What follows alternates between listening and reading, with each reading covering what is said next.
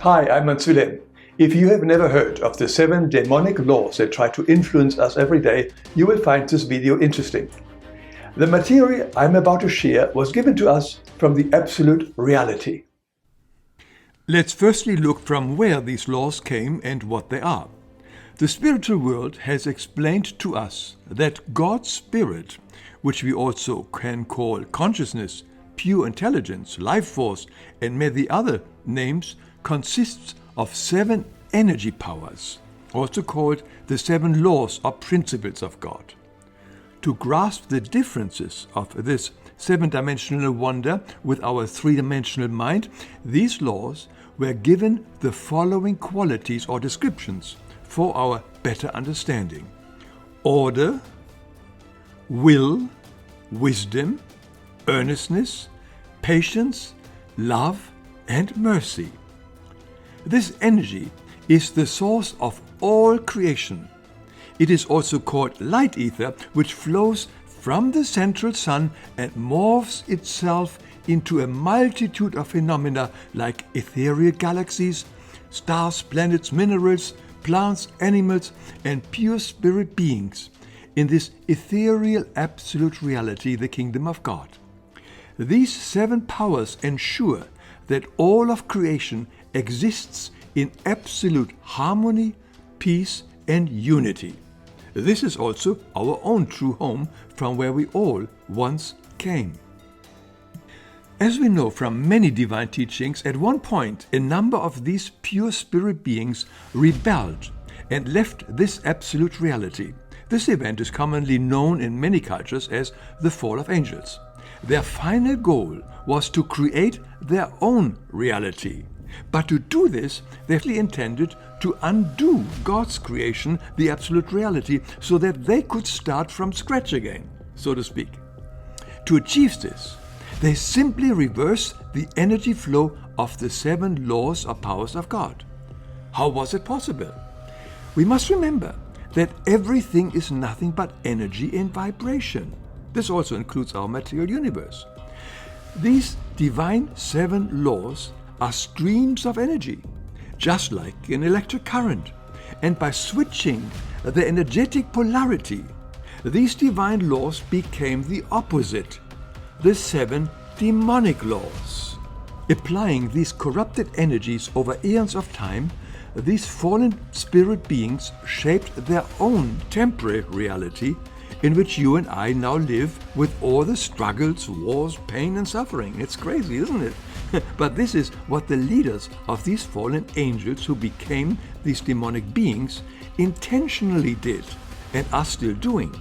From the astral worlds, they manipulate and use leaders, rulers, and heads of countless states and organizations. These are not only the dictators, rulers, tyrants, despots, autocrats, authoritarians, and totalitarians, but also all their followers, supporters, accomplices, and admirers who have been fallen victim to their spell and influence. Let's now take a brief look at each of the 7 demonic laws or principles. For this, I am sharing some quotes from a revelation that Christ gave us some 35 years ago and which has just been re-released in English in the book The Demon State. So the first law of God is divine order, which the demons turned around energetically during the fall event. Christ explains.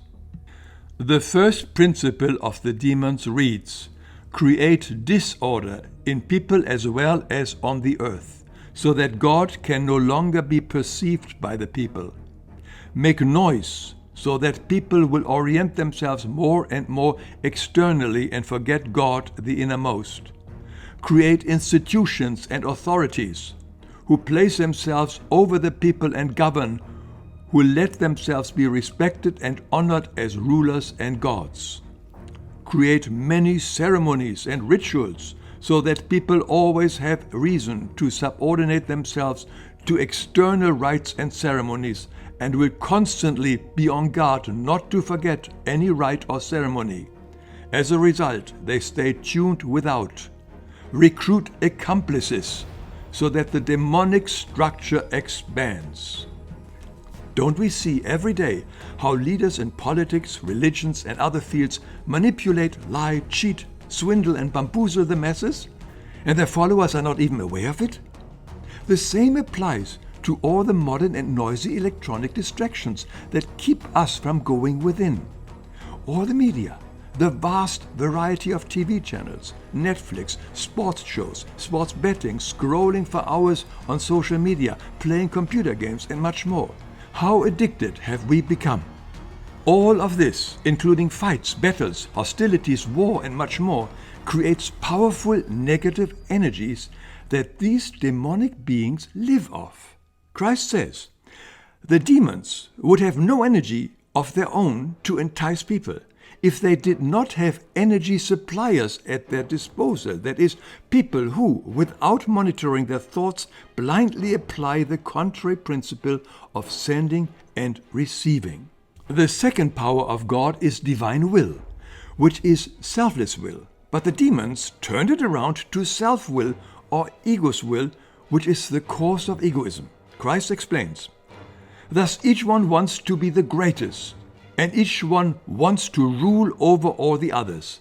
Therefore one rises against the other, for each one wants to subjugate and dominate all the others. Every one is against everyone. Sounds familiar? I made a short video about the ego that explains it further. Our little ego wants more and more and more, and for many the whole purpose of life is to gain external things. This is the cause why people bind themselves to others, but also to money and goods, instead of striving for a closer unity with God.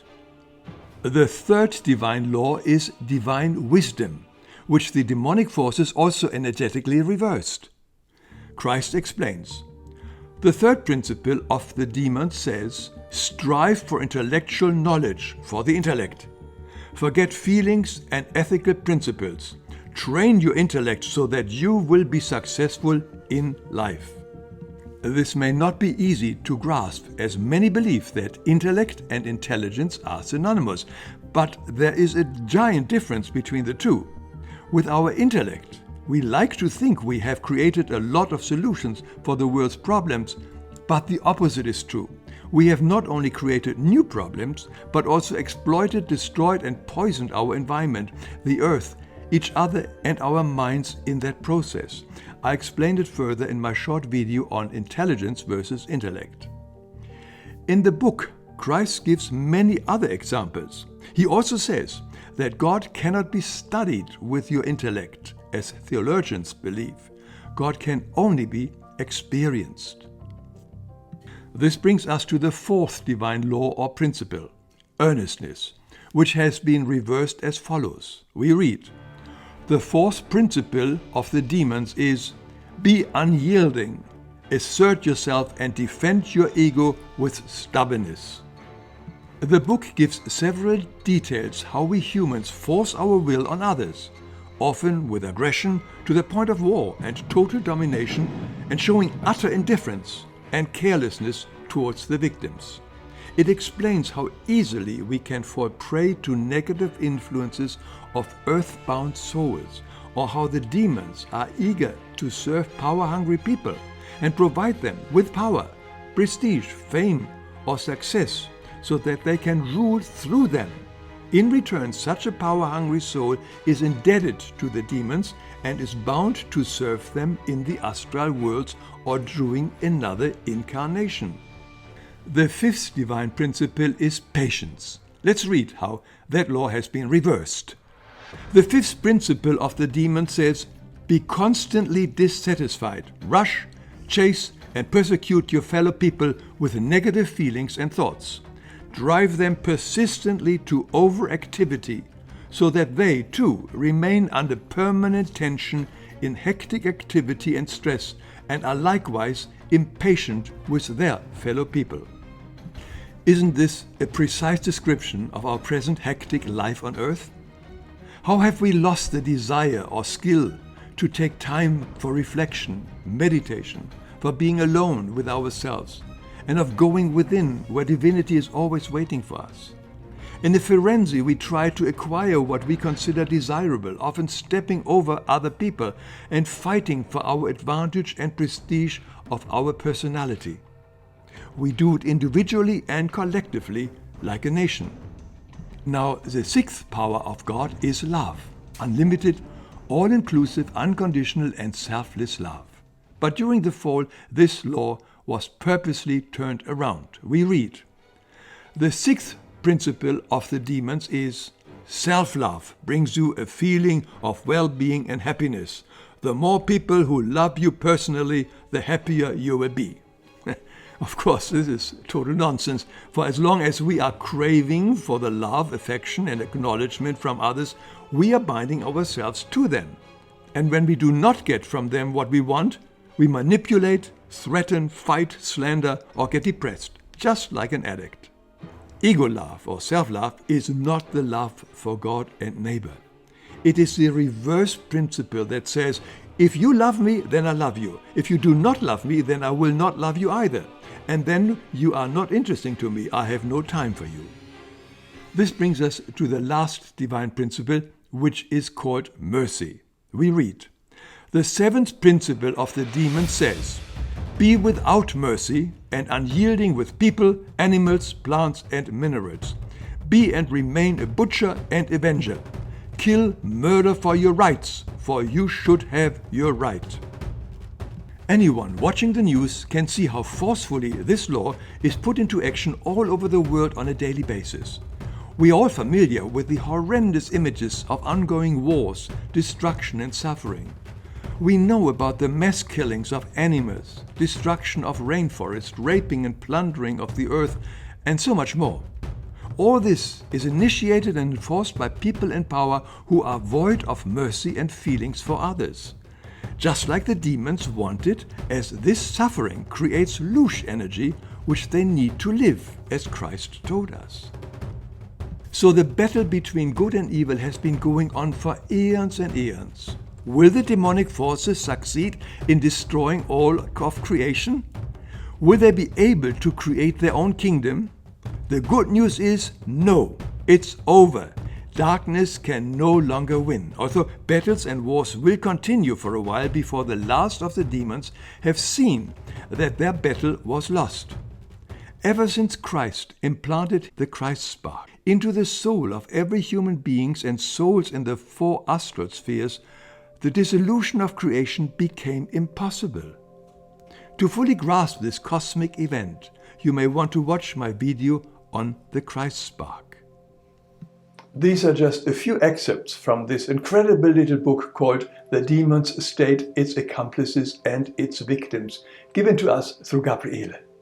It goes much deeper into how we can be manipulated by these unseen but demonic forces and how we can prevent their influence over us. If you're interested, I'm adding a link to this book beneath this video. I also add separate links to all the videos that I've mentioned. Thank you for having been with me today. I'm looking forward to see you again soon, but please don't forget to subscribe.